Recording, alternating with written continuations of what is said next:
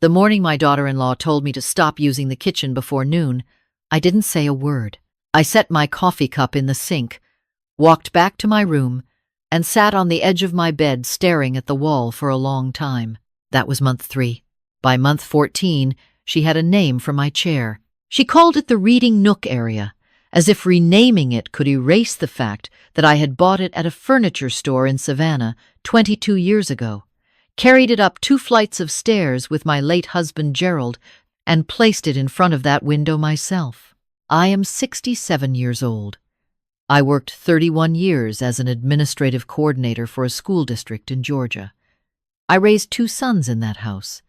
I buried a husband in that town.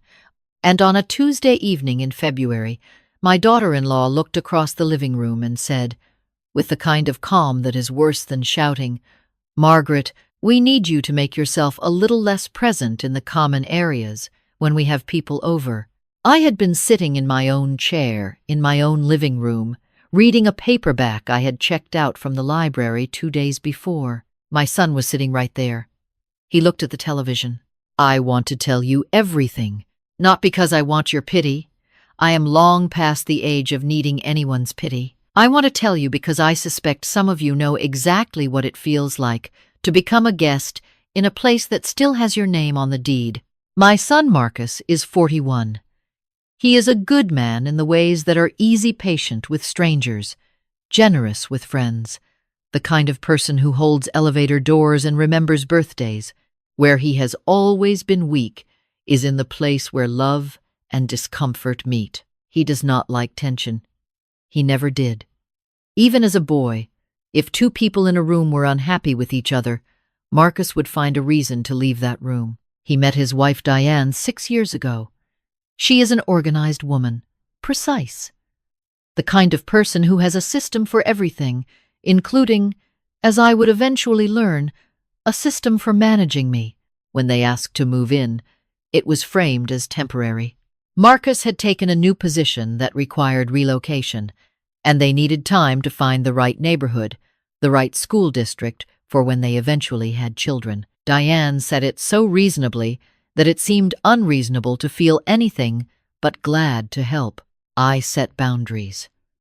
I want to be honest about that, because I know what some people will say that I allowed it, that I trained them to treat me that way. I said from the beginning, this is a shared home, not a free hotel.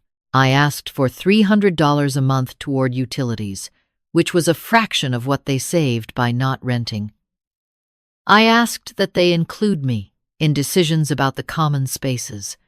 I asked that we eat dinner together at least twice a week, not because I was lonely, though I was, but because I believed it would keep us a family instead of roommates. Diane agreed to all of it. She smiled and said, "Of course, Margaret, we want this to feel like home for everyone." The $300 came for 2 months. Then Marcus said they were having a tight quarter, and I said, "Fine, we can revisit it," and we never revisited it. The shared dinners became one a week, then occasional, then something that happened only on holidays. The decisions about common spaces stopped being shared and started being announced. New curtains appeared one weekend while I was visiting my sister in Tampa. A rug I had owned for 15 years was moved to the garage because, Diane explained, it didn't work with the new furniture they had brought from storage. The furniture they had brought into my house. I told myself these were small things. I told myself that people who have survived real loss, and I have. I lost Gerald to a stroke at 62, and I survived it. Do not crumble over curtains. I told myself that generosity is a muscle, and I was keeping mine strong. What I did not understand then, and understand completely now, is that there is a difference between generosity and disappearance. I was not being generous. I was disappearing, one small surrender at a time, and the person doing it was me. The kitchen incident was the first one that made me feel something I hadn't expected to feel in my own home, which was fear. Not fear of Diane exactly, but something adjacent to it, the fear of a wrong step, of taking up too much space, of the look she gave me sometimes when I came into a room where she already was. a particular kind of look that said, "You are an inconvenience that I am tolerating." I started waking up early so I could have my coffee alone before she came downstairs. I started eating lunch in my room when they worked from home. I started asking, in my own house, asking if it was all right if I had my friend Dorothy over for the afternoon. Dorothy came one Thursday and brought a lemon-pound cake, the way she always does, and we sat at my kitchen table and talked the way women our age talk slowly, with long pauses that don't need to be filled. Diane came downstairs midway through, made herself a smoothie, and did not speak to Dorothy once. Not hello, not a nod. She took her smoothie upstairs and closed the door with exactly enough force to make a point without being accusable. Dorothy looked at me after she left. She didn't say anything. She just looked at me, and I looked back. And we both understood something in that look that I had been refusing to say out loud. I drove Dorothy home that evening, and she held my hand in the car for a moment before she got out and said, "Margaret, how long are you planning to live like this?" I didn't have an answer. That night I sat in my chair by the window, the reading nook area, after Marcus and Diane had gone upstairs, and I did what I sometimes do when I need to think clearly. I talked to Gerald. Not out loud, just the internal kind of talking, the kind that is less prayer and more consultation. I told him what was happening. I told him I didn't know what to do. I told him I was ashamed of how small I had let myself become in the place where we raised our family. And then I did something I had not done in months. I turned on the television.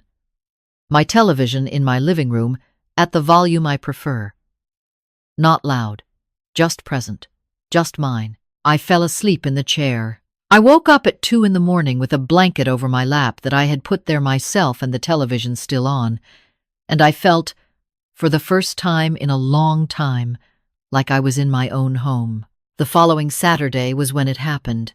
Marcus and Diane had people over, 2 couples, friends of theirs I had met twice. They were having dinner in the dining room, a dinner I had not been invited to join, a dinner for which Diane had asked me that morning if I could maybe keep to the back of the house for the evening so it feels more like an intimate gathering. I said yes. I took my book to my room and I stayed there, and I told myself it was fine. It was just one evening.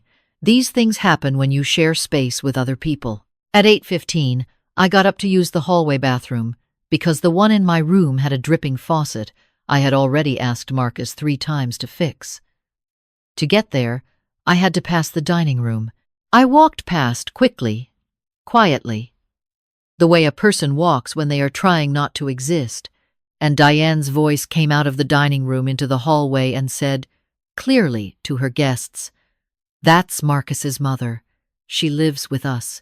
She did not say, "This is her house." She did not say, "She was kind enough to take us in." She said, "She lives with us," as if I were a dependent, as if I had moved into their space, and not the precise opposite. I stood in the hallway for a moment. Then I went to the bathroom. Then I went back to my room. I sat on my bed and I thought about my name on the deed. I thought about 31 years of work and 2 sons raised, and a husband buried, and a mortgage that I paid off in 2019 alone after Gerald died, because that was what he would have wanted and what I needed to do for myself. I thought about the lemon-pound cake Dorothy brought and the way Diane had not said hello. I thought about my chair being called a reading nook area. I thought about the curtains. I thought about $300 that became 2 months and then became nothing. And I thought about Gerald, who used to say, and I can still hear him say it, he used to say, "Margaret, you are the most patient woman I have ever known, but patience is only a virtue when it's a choice." I picked up my phone and I called my brother's wife, Cecilia, who is a paralegal and has been for 27 years. And I said, "Cecilia, I need to ask you something, and I need you to be honest with me." She was honest with me. The conversation lasted an hour. I took notes in the small spiral notebook I keep in my nightstand, the one I use for grocery lists and appointment reminders. That night it became something else. I wrote down words like occupant and formal notice, and documented communication and 30-day period. I wrote down the name of an attorney Cecilia recommended, a woman named Patricia who handled exactly these kinds of matters and who, Cecilia said, was steady and clear and did not waste time. I did not sleep much that night, but the sleeplessness was different from the kind I'd had for months. It wasn't the sleeplessness of helplessness. It was the sleeplessness of someone who has made a decision. I called Patricia on Monday morning from my car, parked in the driveway, because I had begun to think of the inside of my house as a place where I should be careful about what I said aloud. Patricia was exactly what Cecilia had described. She asked me clear questions, and I gave her clear answers. She explained what I already owned: the house, the right to quiet enjoyment of that house, and the legal standing to initiate a formal occupancy termination process for people who had been living there without a lease. She said the word lease the way you say a word when you want someone to understand the weight of the thing they don't have. They had no lease. We had never drawn anything up because it had been temporary, just for a little while, and nobody writes a lease for a little while. Patricia told me the process. She told me what would be served, how it would be served, and what timeline I was looking at. She told me it was straightforward. I asked her if I needed to be home when it happened. She said that was entirely my choice. I called Dorothy that evening. I told her what I had decided, and she was quiet for a moment.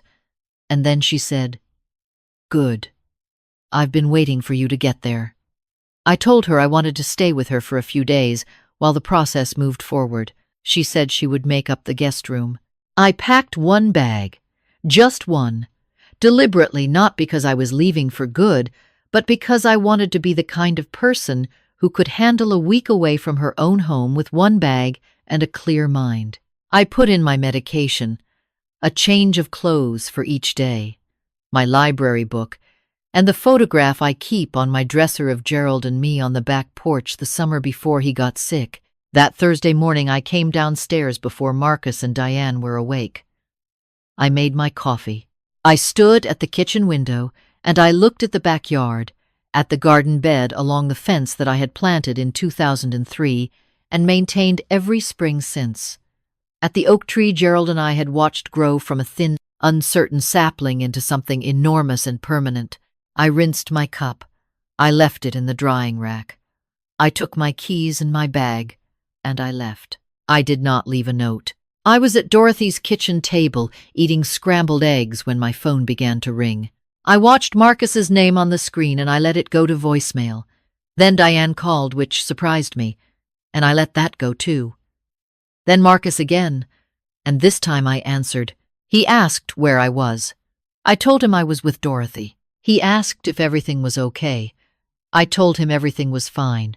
He said, "Mom, are you upset about something?" I looked at Dorothy across the table. She was minding her coffee and not looking at me, the way a good friend does when she is giving you privacy inside a shared room. I said, "Marcus, I want you to be prepared for something. There will be some paperwork coming to the house in the next few days. I want you to read it carefully." He was quiet. Then he said, "What kind of paperwork?" I said. "The legal kind. You should call me after you've read it and we can talk." He asked me what was going on. I told him I loved him and I would explain everything, but I needed him to read the paperwork first. He called back twice that afternoon. I did not answer. I spent those days at Dorothy's the way I spent time there. When I needed to remember who I was, we took walks in the morning. We watched old movies in the evenings. We talked about our grandchildren and our gardens and the books we were reading. Dorothy did not ask me how I was feeling constantly. She did not treat me as if I were fragile. She just made room for me the way people who love you make room, quietly and completely. On the second morning, Marcus drove to Dorothy's house. I saw his car from the front window, and I went to the door before he could knock.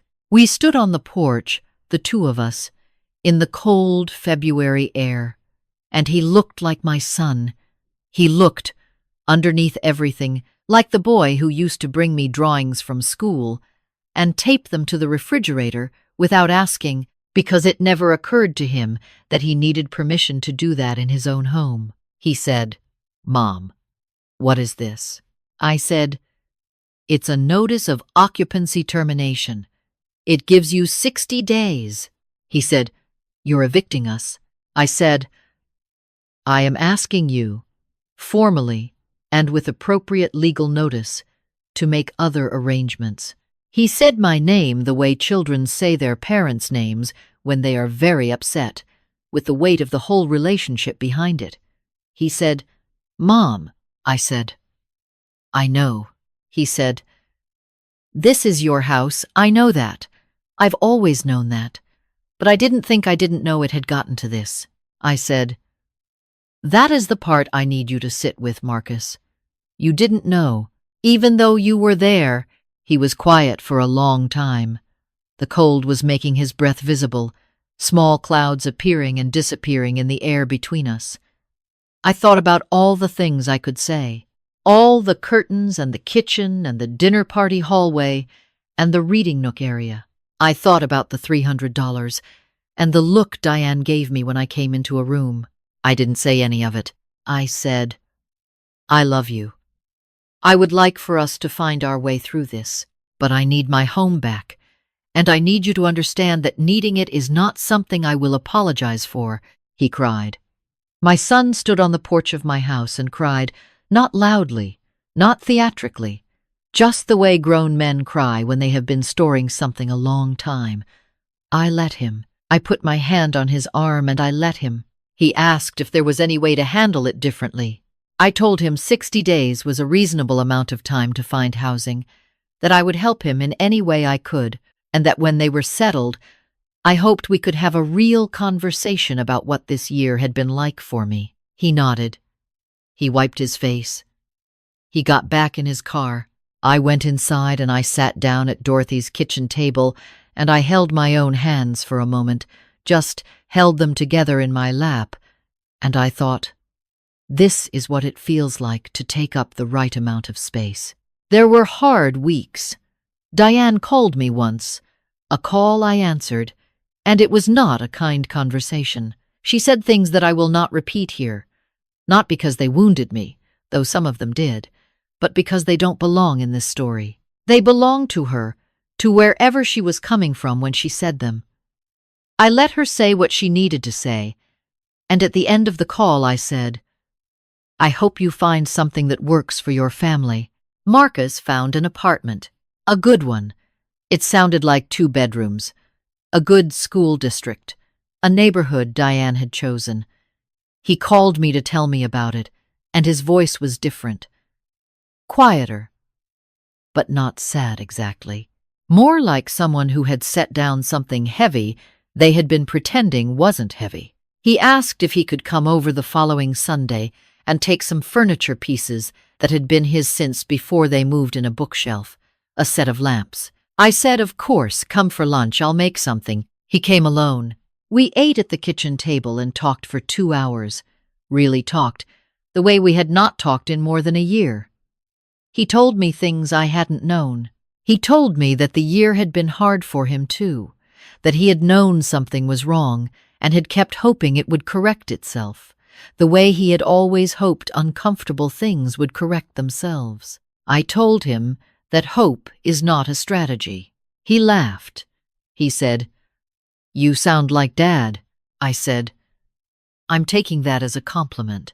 He loaded the bookshelf and the lamps into his car, and before he drove away, he stood by the door and looked at me for a moment. He said, "I'm sorry, Mom. I should have said that a long time ago." I said, "I know you are. It counts." That evening I put my chair back in front of the window. It had been moved 6 inches to the left at some point, just enough to be wrong without being obviously wrong, and I sat in it as the light went from gold to gray outside. I turned on the television. I found the evening news. I turned the volume to where I like it, The precise place on the dial that Gerald and I had always agreed on. Not too loud, not a murmur, just present and clear. The house was quiet in the way I had forgotten it could be. Not empty quiet. Not the silence of something absent. The silence of a place that has been returned to itself, the settling sounds it makes, when no one is performing calm. The creak of the floors, the hum of the refrigerator from the kitchen. My garden is coming back this spring. I have been out there most mornings when it isn't raining, working along the fence line, clearing what the winter took. The oak tree is the same as always. Something about that steadiness, the way it just continues being itself regardless of what happens around it, has been a comfort I cannot fully explain. Dorothy came over last Saturday with lemon pound cake. We sat at my kitchen table and talked until the cake was gone, and when she left, I stood at the door and watched her car pull down the street, and I felt something I want to try to name, not triumph. I want to be honest about that, because I think sometimes these stories get told as if the ending is a victory and the people who wronged you are defeated, and that is not what happened here, and not what I feel. My son is living his life. I hope his marriage finds steadier ground. I hope Diane finds peace with whatever was driving her to manage things so tightly, including me. What I feel is more like return. Like a woman who stepped out of a room for too long and finally came back in and found that the room had been waiting for her with the same patience she had been failing to give herself. I am 67 years old. I have a paid-off house in Georgia and a garden along the fence, and a chair by the window that belongs to me. I have a son who is learning something he should have known, and a friend who brings lemon pound cake and doesn't ask too many questions. I have the evening news at the right volume. It is enough. It is more than enough. It is, in fact, everything. And if you are sitting somewhere right now, in a home or a life that has been quietly rearranged around you, if you have been waking up early to avoid someone or eating lunch in your room to keep the peace, if you have been shrinking yourself down to fit inside a space that you built, I want to say this to you directly. The room is still yours. The question is whether you are ready to walk back into it. You are allowed to take up space. You are allowed to need what is yours. You are allowed to be patient and be firm and love your children and still say, "This is where I stop."